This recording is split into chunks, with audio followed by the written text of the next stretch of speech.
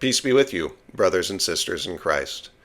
Welcome to day 14 of this 40-day series of Lenten meditations drawn from the writings of St. Thomas Aquinas and his work, Meditations for Lent. Here is the meditation for today from St. Aquinas.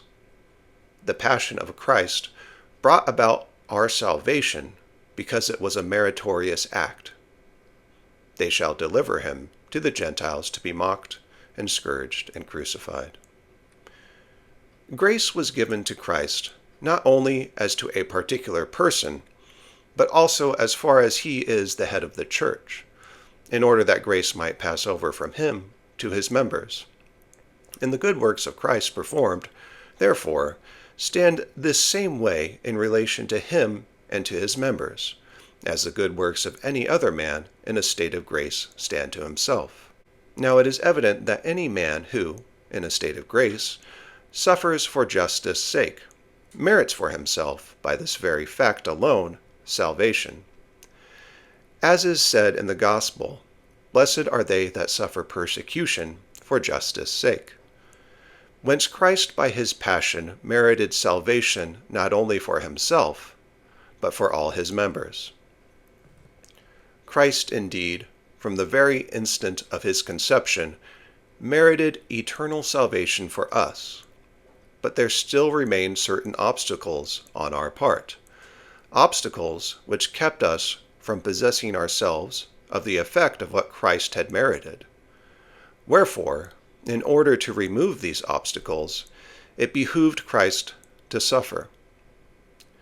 Now, although the love of Christ for us was not increased in the Passion, and was not greater in the Passion than before it, the Passion of Christ had a certain effect which his previous meritorious activity did not have. The Passion produced this effect not on account of any greater love shown thereby, but because it was a kind of action fitted to produce that effect, as is evident from what has been said already on the fitness of the Passion of Christ. Head and members belong to one and the same person. Now Christ is our head, according to his divinity, and to the fullness of his grace, which overflows upon others also. We are his members. What Christ then meritoriously acquires is not something external and foreign to us, but by virtue of the unity of the mystical body, it overflows upon us too. We should know, too, that although Christ, by his death, acquired merit sufficient for the whole human race, there are special things needed for the particular salvation of each individual soul. And these each soul must itself seek out. The death of Christ is, as it were, the cause of all salvation, as the sin of the first man was the cause of all condemnation. But if each individual man is to share in the effect of a universal cause, the universal cause needs to be specially applied to each individual man. Now the effect of sin of the first parents is transmitted to each individual through his bodily origin, i.e., through his being a bodily descendant of the first man.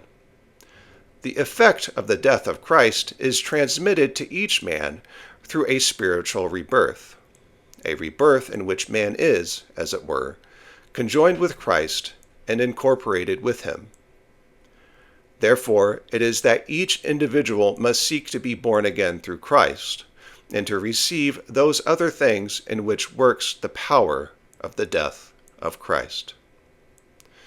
Okay, that's it for today. Let's cover some reflections. I'd say the meditation for today reminded me of the Beatitudes, and how they can be seen as a profound progression that mirrors the journey of faith from spiritual humility to active pursuit of God's kingdom. This culminates in the persecution that unites the disciple with Christ's saving passion. This path does not lead to an earthly utopia, but to the heavenly reward merited by Christ, our head, whose grace overflows to us, as St. Thomas Aquinas teaches, Christ's passion was a meritorious act that removed obstacles to our salvation, allowing us to share in its effect through spiritual union with Him. The Beatitudes begin at the foundation. Blessed are the poor in spirit, for theirs is the kingdom of heaven. These are the spiritually destitute, those who recognize their lowliness and dependence on God, turning to Him in faith. This poverty of spirit echoes the humility Christ embodied in His incarnation and passion, where He emptied Himself for our sake. Next, blessed are those who mourn, for they will be comforted. In grief over personal sin, loss, or the world's brokenness, the faithful find solace in God's promise of comfort, much as Christ's sorrow on the cross opened the way for divine consolation to flow to humanity. These initial Beatitudes establish a state of humility and reliance on God's grace, preparing the soul for deeper union with Christ. From this foundation, the Beatitudes turn toward active engagement. Blessed are the meek, for they will inherit the earth. Meekness is not weakness, but strength submitted to God's will, as Christ demonstrated in His suffering, not resisting evil with force, but offering Himself for justice's sake. The meek, growing in grace, use their influence to serve God's purpose, receiving the earth not by conquest, but as a divine inheritance through Christ's merits. The progression advances. Blessed are those who hunger and thirst for righteousness, for they will be filled. Here the disciple actively seeks God's justice, aligning their will with His, and finds fulfillment in the righteousness merited by Christ's passion, which satisfies the soul's deepest longings through the overflow of His grace. Continuing, blessed are the merciful, for they will receive mercy.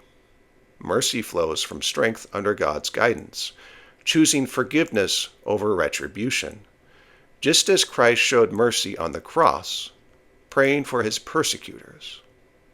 In extending mercy, the faithful participate in Christ's meritorious work and receive mercy in return. Blessed are the pure in heart, for they see God. Purity of heart, refined through grace, allows the disciple to behold God, reflecting the clarity of Christ's own sinless offering. Blessed are the peacemakers, for they will be called children of God. True peace requires choosing reconciliation over conflict, mirroring Christ's redemptive work that reconciles us to the Father. At this stage, the mature disciple embodies God's reconciling nature, wielding influence for the kingdom. Yet this progression does not culminate in worldly triumph. Instead, blessed are those who are persecuted for righteousness' sake, for theirs is the kingdom of heaven. As the disciple grows in influence, reflecting Christ's light, they encounter opposition from a world resistant to God's will. This persecution unites them to Christ's passion, where He suffered for justice, meriting salvation not only for Himself, but for all His members. As Aquinas explains, suffering for justice's sake merits salvation, and Christ's death, as the universal cause of salvation, must be applied to each soul through spiritual rebirth and incorporating into Him. The Beatitudes elaborate, blessed are you when people revile you and persecute you, and utter all kinds of evil against you falsely on my account. Rejoice and be glad, for your reward is great in heaven. For in the same way they persecuted the prophets who were before you. The kingdom of heaven, promised in the first beatitude, returns here, framing the journey as one anchored in Christ's merits. From humility and dependence, through righteous action and influence, to enduring persecution, the disciple's path participates in Christ's saving work. As we become the light of the world, we draw both admiration and hostility. But our hope rests not in a perfected earth, for we live in a fallen world, but in the heavenly reward merited by Christ. Through baptism and the sacraments, we are reborn in Him, receiving the effects of His passion, which removes obstacles and overflows grace upon us.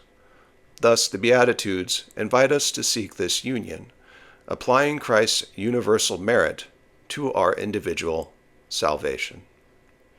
Peace be with you. See you tomorrow for day 15.